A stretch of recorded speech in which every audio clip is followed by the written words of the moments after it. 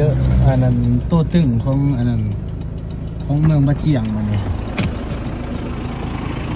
สัมผัสดูกันจะชื่อไอ้ป่ะเขาเจอกันอยู่ไสเขาเจอกันอยู่ไสฮะ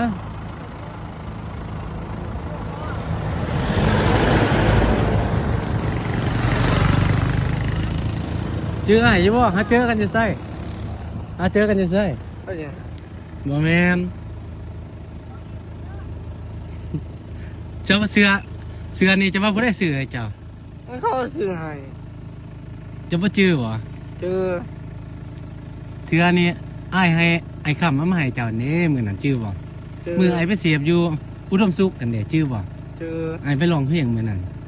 พอดีไอ้เอาเงินมาให้เจ้าได้ครับอ้าวมาข้ามกินบ่